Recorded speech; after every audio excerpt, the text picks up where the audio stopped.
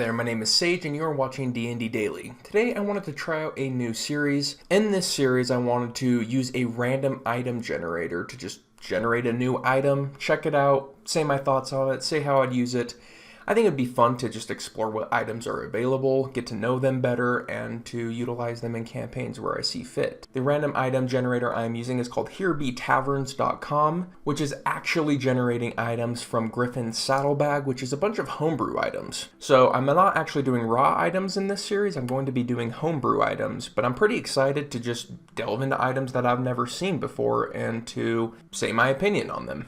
So the first item that we rolled is the Mistwalker armor. This dark leather armor releases thin wisps of fog from its seams. While wearing this armor, you can use an action to cast the fog cloud spell at the second level version. Once this property of the armor has been used, it can't be used again until the next dawn. In addition, fog doesn't obscure your vision, and while you're in opaque fog, you can use your movement to teleport to an unoccupied space that you can see in the fog. Doing so costs an amount of movement equal to the distance you teleport. It actually goes into some flavor text, which is pretty cool. The bandits were shocked by the ease with which they'd crushed the small town's resistance. It was an easily missed place, out of the way in a pass high in the mountains. They'd always kill a guardsman or two, threaten the elders if they didn't comply, and move on to grimmer tactics if those didn't work. But it was normally more difficult than this. As the sun set, the bandits' captain watched the nighttime fog flow down from the mountains, rolling past an abandoned watchtower. He laughed scornfully. Maybe there'd be some sort of military post around here that shielded these soft peasants, and that's why they were so easily cowed. The townsfolk, for their part, knew to stay out of the mist as night fell. It was part of the pact that they had all learned as children, as had their parents and their parents before them, and it was that pact that made them lock their doors even as the screams of the brigands still prowling the streets fell, muffled by the descending fog. The townsfolk were not the prey, they were the bait. In the morning, all that was left in the bandit's place was a card bearing the image of the tower.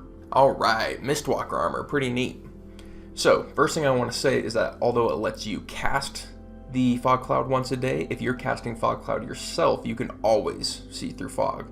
So this in a lot of ways is like the devil's sight in an item, except with fog, that you can see through it and teleport as, part of your movement. Is it an action to teleport? No, just movement. So instead of moving, you teleport as long as you have enough movement to do so, which is pretty sweet. I like that. That's pretty cool. So instantly, if you can cast Fog Cloud, this armor is going to be way better. So the list for the classes who can use this are Druid, Ranger, Sorcerer, Wizard, Tempest Domain, and the Genie Warlock. That's pretty cool.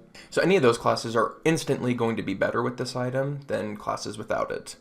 We're also going to need proficiency in light armor, so Sorcerer and Wizard are kind of taken down a notch there. Now the next thing is that we're going to want to take advantage of advantage and the disadvantage that comes with Fog Cloud, which means we're probably going to want to be attack-based and not saving throw-based for like our core combat strategy. Probably the Ranger is standing out the most to me. Pact of the Blade Genie, maybe. Actually, Pact of the Blade Genie sounds pretty cool with this now that I'm thinking about it. I could build a pretty fun character with that. Probably go the Merid with the water to fit it. I'm pretty sure, yeah, the Merid's the one that gets Fog Cloud. Let's go look that up. So it has to be the Merid. But this is pretty cool. I like it. It's very powerful, and it's very like darkness plus devil's sighty, which can get old and fast. And something else to consider is that this is Fog Cloud at level 2 when we're casting it from the armor, which is a freaking massive area. At level 1, it has a 20-foot radius. At level 2, it has a 40-foot radius. So if we're counting squares, its diameter is 6. Yeah, so you got to be really careful not to just ruin the game for everyone else because they can't see squat. But yeah, also being able to teleport in the fog is pretty sweet. So I like the idea of being kind of a melee attacker that's taking advantage of this. So yeah, Pact of the Blade Genie or the Ranger who's using melee, but also being ranged would work just as well, if not better. It's just not quite as cool as the imagery of kind of being a blink blade where you're teleporting from one person to the next, assassinating them, which is cool imagery. Another thing to note is that this is leather armor, so we're actually taking a minus in our AC because this isn't a plus AC item. So we're actually losing AC compared to studded leather armor. So that kind of helps balance it out a little bit. Something else kind of cool you can do is you can use the fog to just set up teleportations. Say you put fog all around a mansion, now you can teleport up onto the roof and so on and so forth. You can use it for mobility as well.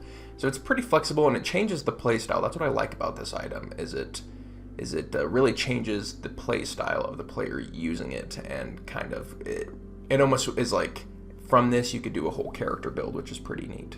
Probably should have mentioned this in the beginning. This is rare armor. This has been the first in my random item observation blind item. I don't know what this series is called yet. We'll figure it out. But yeah, this has been my look at Mistwalker armor. Pretty sweet, like it a lot, and I'm excited to do more videos like this. Tell me what you thought about them. I think looking at these new items is going to be fun and interesting, and will expand my creativity as a DM of what I can give my party. And really amazing job by the Griffin Saddlebag creating this stuff. It's really, really awesome content. So if you haven't checked it out yet, check out Griffin Saddlebag. All right, thank you so much for watching. We are D&D Daily.